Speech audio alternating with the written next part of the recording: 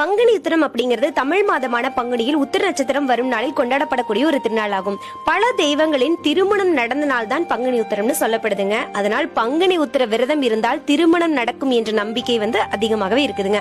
குறிப்பா இந்த நன்னாள் முருக பெருமானுக்கு மிகவும் உகந்த நாளாக கொண்டாடப்படுகிறது. பார்வதி பரமேஸ்வரர், ஸ்ரீரங்கநாதர், தெய்வானை முருகர் என தெய்வ திருமணங்கள் அனைத்தும் பங்குனி மாதத்தில் வரும் உத்திர நட்சத்திர நாளில் நடந்ததாக புராணங்கள் கூறுகின்றன.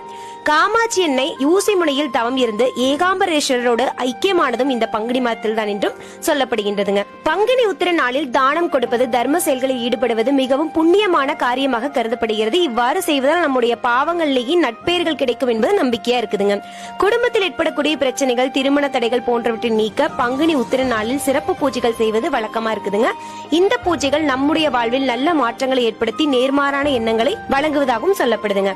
பங்குனி உத்திர நாளில் தமிழகத்தில் பல்வேறு கோவில்களில் சிறப்பு பூஜைகள் மற்றும் திருவிழாக்கள் நடைபெறுகின்றன. குறிப்பாக முருகன் கோவில்கள் மற்றும் சிவன் கோவில்களில் இந்த நாள் மிகவும் விமர்சையாக கொண்டாடப்படும். இவ்வளவு சிறப்புகள் வாய்ந்த இந்த பங்குனி உத்திர தினமானது வருகின்ற ஏப்ரல் 10 பிற்பகல் 12:24 தொடங்கி ஏப்ரல் 11 பிற்பகல் 3:10 முடிவடைகிறது. ஆன்மீக ரீதியாக மிகவும் சிறப்பு வாய்ந்த நன்னாளான இந்த பங்குனி உத்திர திருநாளில் இறைவனை வழிபடுவதன் மூலம் நம்முடைய வாழ்வில் செல்வம், பொருள், ஆரோக்கியம் என அனைத்து நட்பெயர்களையும் பெறலாம்.